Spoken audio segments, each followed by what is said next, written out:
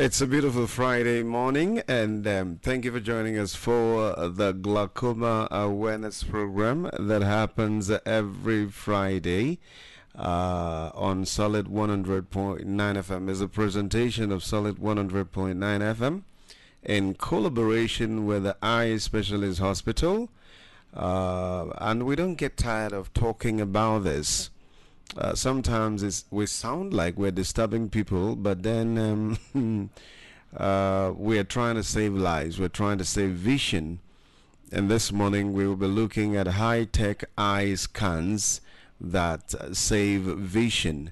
High-tech eye scans that save vision. And you need to just stay tuned.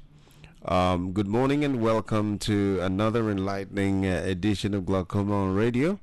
Your trusted eye health conversation, proudly brought to you by Solid 100.9 FM. And like I said earlier, in collaboration with the Eye Specialist Hospital, TESH. Uche Gabriel is my name. I'm your host, and today we'll bring you a conversation that could literally help save your sight.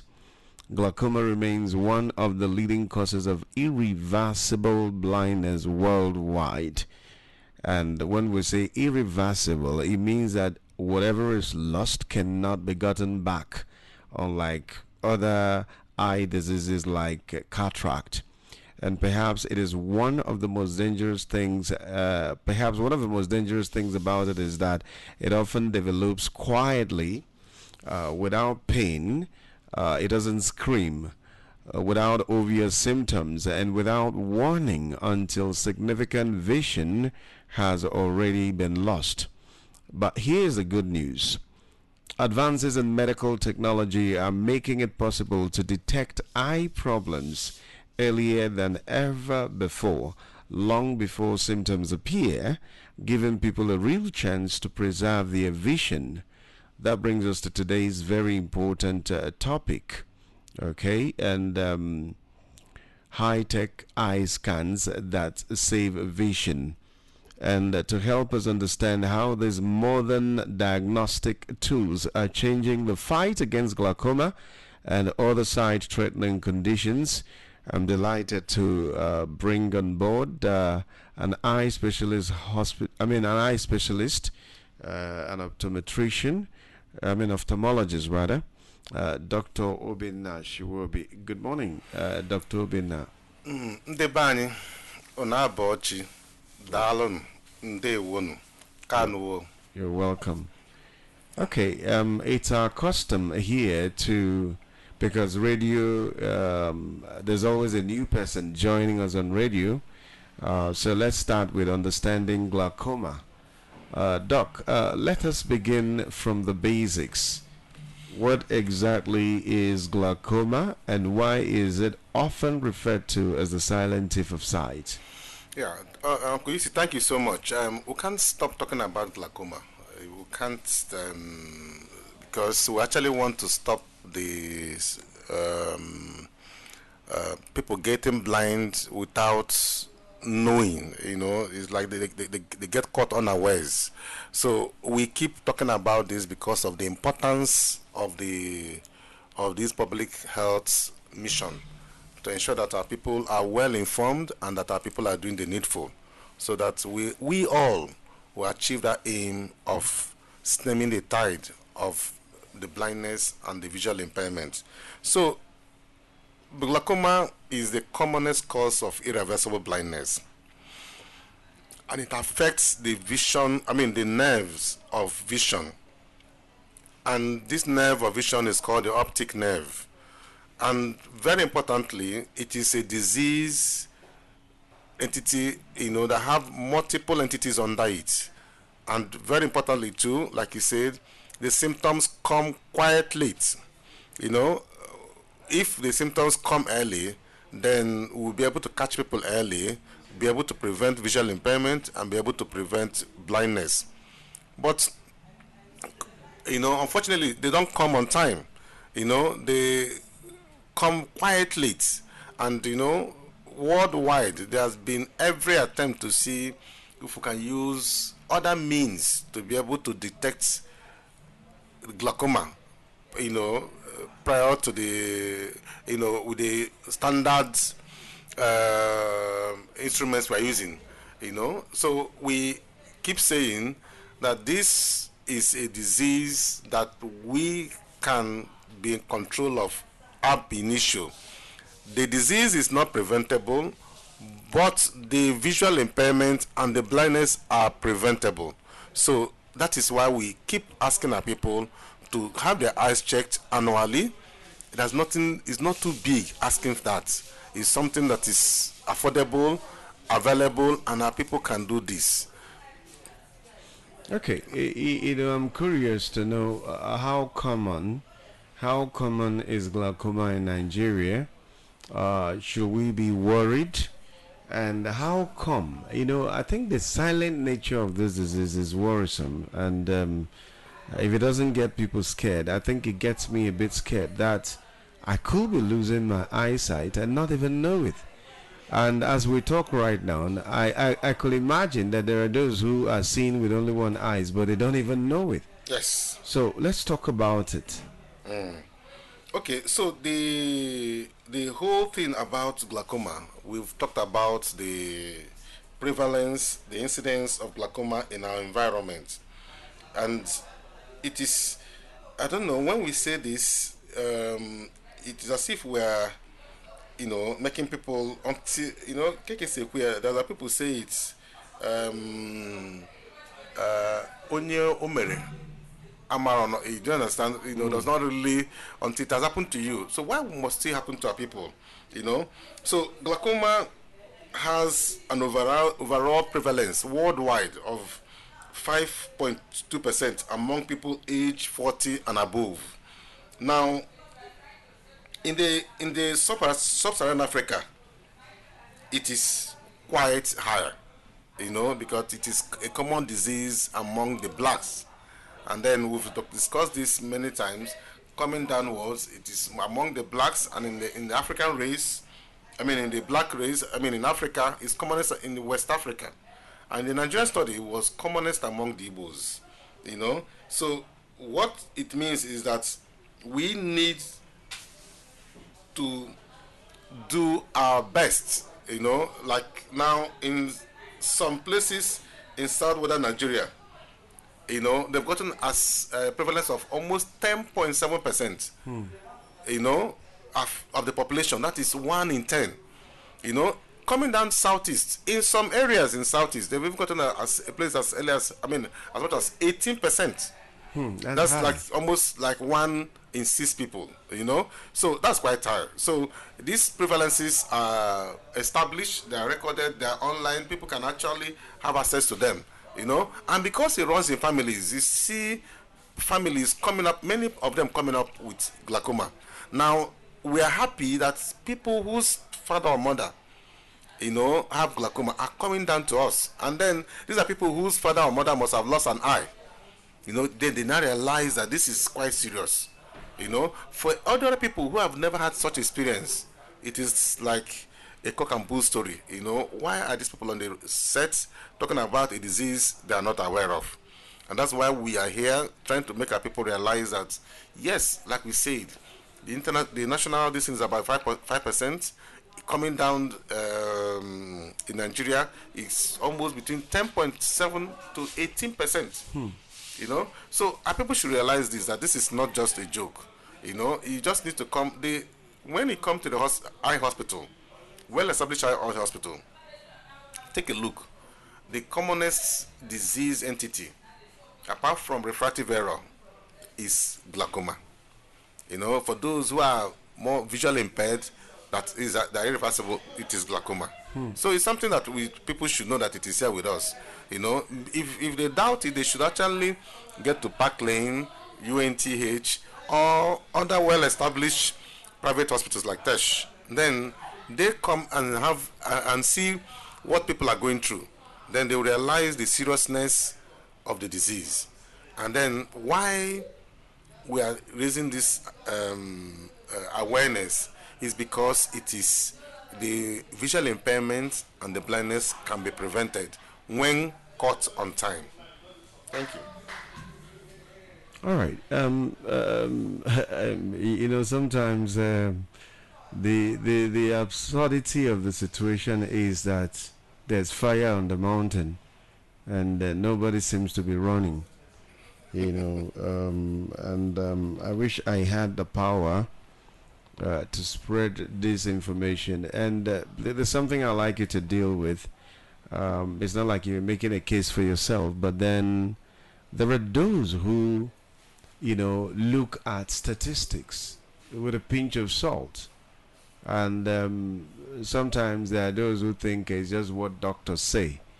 But until you come down with it, for instance, you talk about diabetes as a leading cause, and so if, for instance, your father or your mother was diabetic, you need to. But I was coming from a hospital not too long ago, and I saw how critical your blood sugar is. So before they even treat you, I've also gone to a hospital where they said, okay, we can't even run eye test because your sugar is too high. But it's true. Okay, so because whatever figures we'll get will be false. Okay, so but people play with these things until they lose their eyes, until they lose their sight. Life is already very hard with your eyes. Imagine without your eyes. So I think you need to debunk that mentality that that just takes it for granted. Banana. Thank you, Kwesi. I'm so happy about this this question because I don't know. I keep saying that our people tend to hang out, and in the city spend so much money, and then when men gather, the next thing is that there could be bragging, and when somebody is bragging that year in year I don't go to hospital, I see everything, I do everything well, and until they come in contact with somebody who had similar privileges. I mean, saw everything well, only for them to have issues. As a patient that said that he drove from Enugu to Omahia, he's from Omahia. Just on getting to Omahia, he noticed that he was not seeing with one eye. He thought it was a joke. He washed his face, said, okay, by the morning, by the time he wakes up, the vision will be restored. Vision never got restored. He is even smart to recognize he was seeing with one eye. Yeah, because there was something you mentioned about people trying to close one eye and look, close the other eye and look. And people should realize that this thing can be done. You can check your eyes, and like another boy I saw yesterday, young man, and I told him because he didn't do the needful when you were young. When you would notice that you were not seeing well in class, in school, you shouldn't have kept it to yourself, hoping that as you grow older, your vision will improve. No.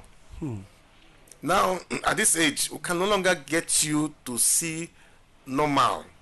We can only manage what you have now because you have what called amblyopia. So it also boils down to our people doing the needful.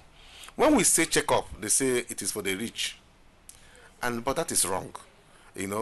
Now let me say, are cars for the rich? No, cars are for everybody, for those who are in need of it, to go to work as a means of livelihood, for comfort, to be able to convey their children and carry their children, to places.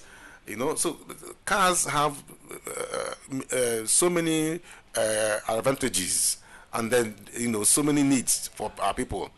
So, but people tend to have cars, because they think they need it. So it is not just for the rich. So when we say people should have their eyes, their body checked, apart from just their eyes, just their entire body, and they think, oh, why this people want us to go and spend money? I'm strong, I am agile, but the same person will buy a car, like I said this last time, and the person ensures that his car is well maintained. I will even think a lot of people take care of their cars more than they take care of themselves. But why don't you take care of that osisi? I was at a book launch yesterday, and while I sat there, they led in a man. It must be his son. They led him in, and in my mind, it just dawned on me that this is what happens when you lose your sight. Yes. The only way you can be mobile is somebody leads you around. Somebody leads you. And while that son is leading him around, the son cannot face his own activities. Yes, cannot. Okay, so, and quickly, before we get into our topic for today, what is the place of timing? You know, because the Igbos will say, Emengwangwa, Emegaraodachi. What is the place of timing?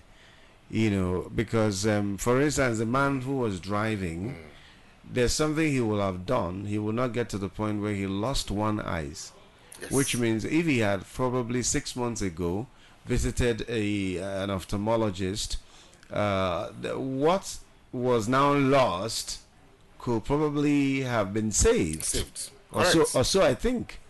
Okay, so Time. what is the place of timing in the saving of our sight? Uncle, you see, time is such an important task, important part of life. In everything you do, I told a student, see, I see you struggle a night before your exams. You keep awake all through. But I noticed that 3 days ago, you were engrossed in a football match, and that thing took you almost more than 2 hours, and you were jumping up and down. If you had started on time to read, you would have had enough time to read, to sleep, to wake up, to get ready, and to be in school on time to take exams. You would have been able to read. Now, it comes to the whole thing about our human life. You know, you don't do things on time, you suffer for it. Like you said, emengwangwa, emeorodachi. Time is money. That we say. Time, if properly quantified, is money. You know, and if you don't utilize your time well, you know, they say when you put time with hard work, it's like more like diligence. You know, you're diligent in what you do things on time. A person who does things on time hardly suffers. And that is also not only for eye or glaucoma, but even for diabetes, for hypertension, for everything that has to do with life. Time is such an important part of our life that if we do things on time, we save ourselves so much troubles, so much diseases, so much impairment, and so much had I known. So time is such an important part of life, you know, that we should utilize time in everything we do. Having said this, it just shows that without timing, a person suffers for, you know, preventable things he shouldn't suffer from. You know, so people also have gone blind because they didn't do things on time. You know, people come to hospital and then they come with regrets. Had I known, if only I knew, if only I had done the needful, if only I had done this, if only I had done that. And you know, you had the wherewithal to do the basic things, you know, not only for yourself but for your children. You know, when people come to the hospital and we ask them, when did this problem start? Hey, I'll go in 3 weeks. I said, look, 3 weeks.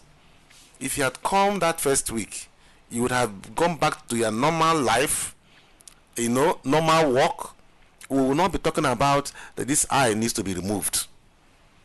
That timing, you know, so timing is such an important aspect of medical practice that life can be saved, organ can be saved, systems can be saved, tissues can be saved, cells can be preserved if only things are done on time. All right, that applies to those who've been saying, I will go and do that scan, I will go and run that test, I will go to the hospital. I will. I will. And Is a disease on its own. there's a song titled Coulda, Woulda, Shoulda. I could have, I would have, I should have. And then at the end of the day, and it is a serious issue, what Dr. Obina has said is that 5 minutes could save something. Yes. 5 minutes could save a life. Okay, and I think it smacks of irresponsibility to hear people say person never chop. You they talk of eye. when your when your eyes go bad, you know that you don't even have a means of getting food. That But is it's true. difficult. It's difficult for it to. That's it. It will be so difficult to navigate through life, Yes. and I don't know why something as precious as sight is trifled with. We joke with it. We joke with it. We play. In fact, we play with it. And there are those who are now unable to see, who look back and they say, just like you said, had I known. Like I know. Okay, so today we're looking at high-tech Tech eye images. scans that save a vision. What exactly do we mean by high-tech eye scans? Okay. Thank you, Akisi. Very importantly, when the world, the entire world battles a particular disease, they utilize every means first to be able to properly diagnose this disease. Second, to be able to keep this disease in check. Thirdly, to be able to treat this disease, if possible, to be able to get the disease cured. Now we know it has been established that this disease can come to anybody. One, two, that it does not have a cure, but it can be treated. Very importantly, that the visual impairment and blindness are preventable. And the last important one, because that the symptoms come late, which boils down to what you asked me earlier about the thief of eyesight. And the thief comes and steals and you're not aware. You think it's normal, but you're being stolen, something is stolen from you. By the time it becomes symptomatic, a lot of damage has occurred.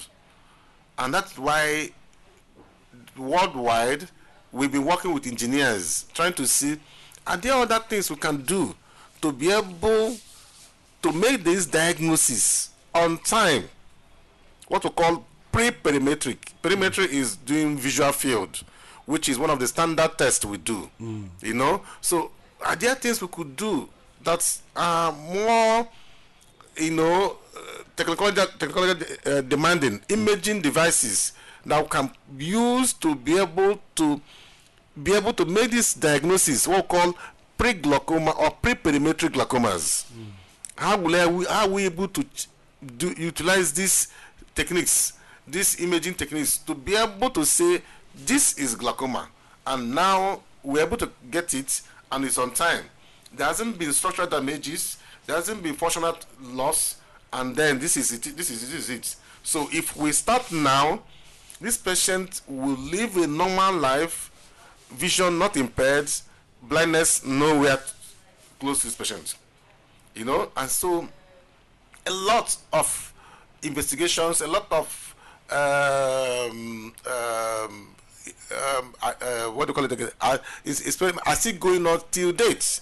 The commonest which we use now is the OCT, optical coherence tomography, which allows us to assess the retinal nerve fiber layer thickness. The thinning of it shows that this is glaucomatous. And then we also look at the macular part of the eye. These are quite, high-tech imaging techniques, and it gives us that privilege to be able to catch the patient on time. Like I said, these are things we do, especially for patients we are still saying these are disc suspects, these are glaucoma suspects. The disc finding appear as if it's glaucoma, but the other features like the pressures are normal, and other features that say okay, they're neither here nor here. So these imaging techniques give you advantage and age.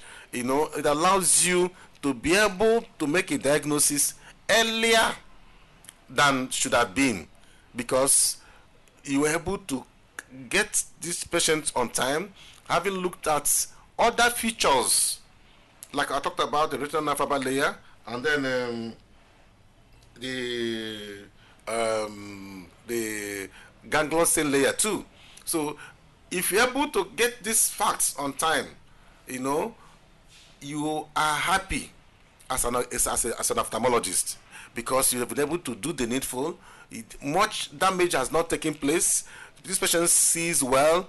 Almost every parameter appears normal except for these pre-perimetric findings, which are quite helpful. You know, so this help us, the ophthalmology, so much.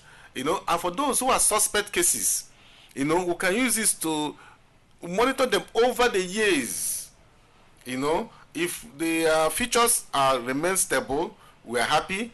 If they begin to thin out, and this is glaucoma stepping in, so we can stem the tide of blindness on time. We'll be able to slow down the progression of the disease, you know, allowing this patient to have his vision, you know, normal, unimpaired, and not near blindness all his life. So this plays so much role, and then so that these OCTs are available, you know, not just they're not just in the UK or the US or the Western world. They're even here with us in Enugu, you know, and our people should avail themselves of that opportunity. Now, for now, OCT is considered indispensable, you know, in managing glaucoma, because it helps in early detection. Now, it also helps us in what we call retinal nerve fiber layer mapping, you know, and this identifies microscopic thinning or notching in the nerve fiber layer. Now, these are very fine.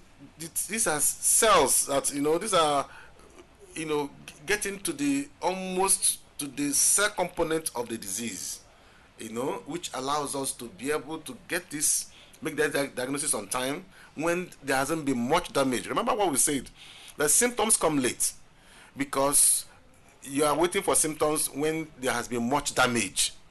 You know, so now we're able to beat that and get this patient on time before you start having structural and functional damages and vision losses. So we don't need the patient to lose vision before we say, this is glaucoma. No. So there's also what we call, it also helps in ganglion cell layer analysis, and then there's what we call wide field OCT imaging, which allows the clinician to visualize both the macula and optic nerve simultaneously for a comprehensive assessment. There's also what they call OCT angiography. You know, this is a recent advancement that provides non-invasive imaging of the blood flow in the retina and optic nerve. You know, just to say non-invasive means it is harmless. The OCT is also non-invasive, and then they are also affordable, you know, and then we can use this to monitor our patients over the years, you know, even for those who have been diagnosed to have glaucoma. We also use this OCT to know our treatment mode working, or should we do something else, you know. So this OCT also guides the ophthalmologist, you know, to say, am I doing well? Am I protecting this patient's vision? Am I ensuring that the ocular features, the integrity of the structural features and the functional features are intact? Am I protecting them at all? You know, so this OCT also helps us to monitor our patients over the years too, you know, to know whether to move from one treatment modality to another, you know, so that we don't just feel, pressures are normal. No. The other features. And now, very importantly, we don't do this alone. Now, these high-tech imaging techniques must be factored in to what the ophthalmologist saw as per, you know, in his investigation, in his examination, you know. And also, you must also also compare it with the standard visual field, the standard pachymetry, the cornea thickness, the standard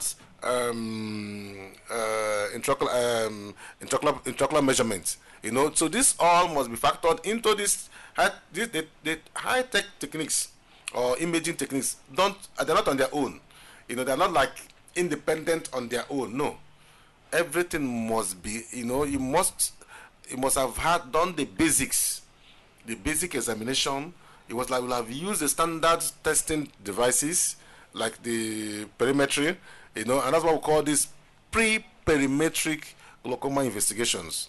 And now for patients who have cataracts, which doesn't allow us to see the back of the eye, we can also use the B scan to scan the eyes to say, this eye, they has a cupped pale and cupped, has a cupped disc, So the imaging techniques have come to help, and they're actually very important tools in management of glaucoma. So for everybody who goes into a standard eye care setting, please ensure that they have these imaging techniques, because they also help in your management. They also help in the kind of treatment modalities the ophthalmologists offer you. So they've come to stay, and because we know they are quite helpful, and then we are also employing them. There are also many others, though not yet available here, but we are, it's a matter of time. Those things will come down to us here. So there's also the use of artificial intelligence and machine learning. There's artificial intelligence algorithms that are transforming early diagnosis by analyzing complex multi-parameter data from images. Let me also say this, that one thing the high imaging techniques do is that they provide appropriate data, that which are not like just being subjective. Anybody who does this will be able to have this report. This is very objective. So these are very objective data that any other person can assess.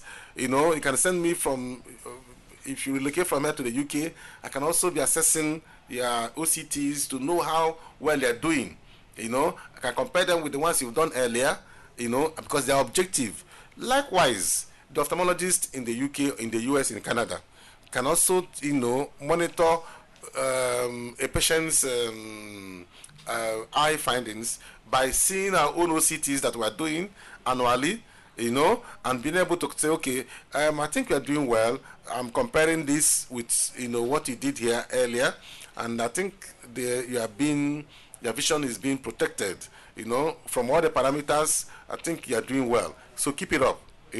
So you don't need to start coming to Canada or to the US or to the UK for your checkup. I have objective high-tech techniques, imaging techniques that I'm using to monitor you from where I am. Okay. And then you're also being seen by ophthalmologists there. Thank you. All right. Just before we open up the talk lines, I think is a piece of good news. That these high-tech imaging devices are here, not just in Nigeria, but right here in Enugu. Two things. Let's talk about how affordable is it, and then there are those who are kind of scared of anything tech. I have a friend who says that's the last thing I want to happen to my eyes. Okay, whatever natural remedies or drugs or things I put in my eyes, they are okay. But when it comes to maybe trying to put something like a machine in my eyes, she's scared. So how safe are these procedures? Yeah, thank you, Okisi. These are, let me use the medical term, they are non-invasive. Okay. In the sense that they are harmless and they don't need to enter your eye. You are looking into a screen, you are given a target, you are looking into the machine and just looking in and doing the needful. In some places you are clicking on what you see, like somebody watching a movie, so that most people, by the time they are done, they're like, is it that what it is? Is it what it just this is just the test? So yes, that's the test now.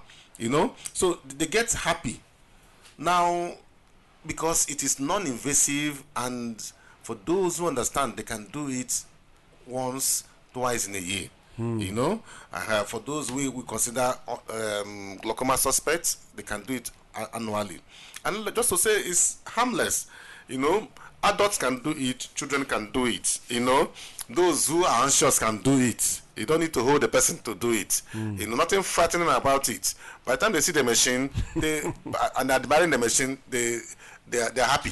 Okay. To say that the cost, I think the range is between the government hospitals and private hospitals between 20 to 30 to 50,000 naira. Okay. You know, per annum. You know, and then you have something that is so objective. You have objective data. You know, that's, I mean, that any other person can look at and interpret. You know, so that makes it quite good. You know, the other ones, but for now, these are the ones that are being utilized here in Nigeria, and they may be the costliest of the tests people do. You know, but it is worth it. It gives all the ophthalmologists so much information, you know, and this information are not to be misused. They are to be utilized in the management of the patient. All right, we'll open up the talk lines quickly. 0909-771-1009. You can also dial 0704-550-2840. I'll go for a short break, and when we return, we'll be taking your calls. If you have a question for Dr. Obinna, get it ready. If you have a contribution to make, get it ready. And I also want the visually disabled community to also speak up. If you are listening and you have something to say that could help those who are not where you are, feel free to do that, and God will bless you. We can't exceed with beyond 10, so let's get your calls quickly. 0909-771-1009. Someone reached me and says, "Good morning, UC. I'm listening to your program now about glaucoma, and it's so scary to know that someone who is seeing will be carrying glaucoma around." Okay, and then it says, "I want to run the test, but the doctor didn't say much about the cost." Okay, so Dr. Obinna will respond to that. The numbers again to call are 0909-771-1009. You can also dial 0704-550-2840. Okay, Dr. Obinna, how do you respond to the guy? Okay. Well, I mentioned the cost earlier. Yes. Like he did not hear. We said Depending on the hospital. yes, depending on the hospital, obviously, government gets subventions, and then governor can donate to the teaching hospital, but the private hospitals will tend to Do they have the machines? Do they have the... make the market. So it is between 20 to 50,000 naira.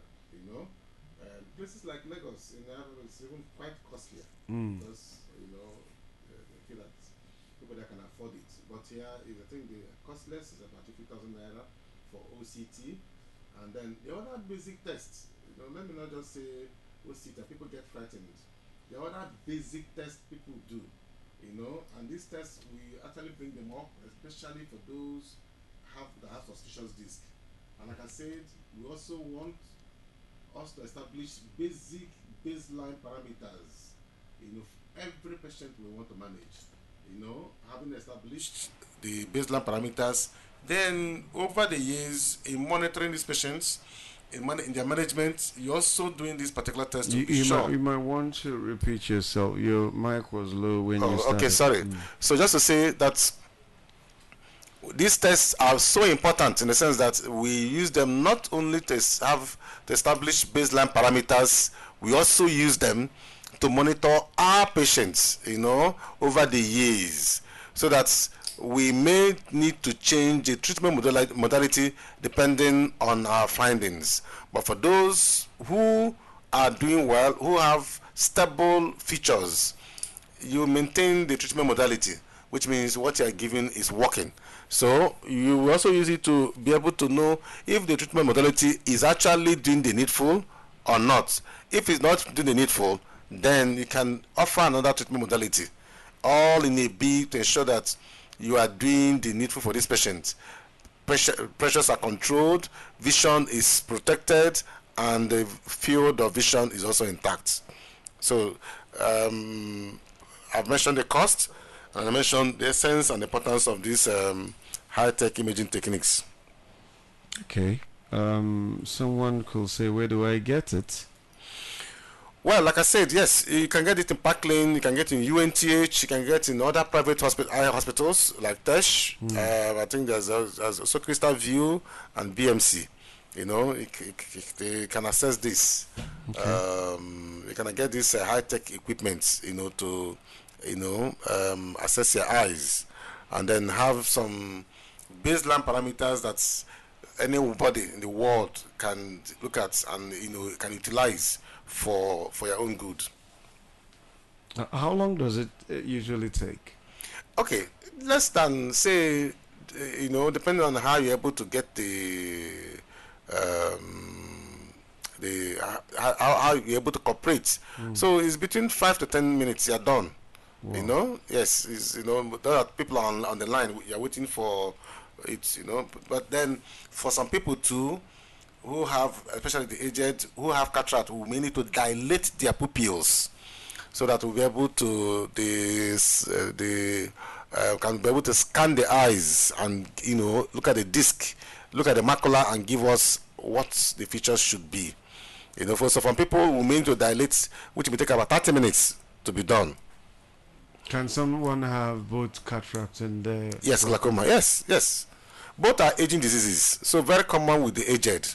Okay, let me take this call. Hello? Hello. Good morning. Good morning, sir. Good morning. Good morning, speaker to receive you. Good morning. Go ahead. My name is Joy. I'm calling from Ebony State. Okay, Jerry, go ahead. Well, I am in bed. Okay.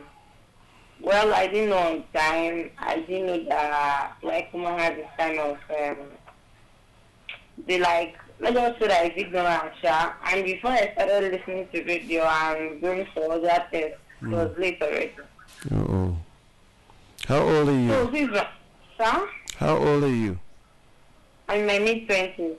Mid-20s? Yes, sir. Okay. Does glaucoma run in your family? No, sir.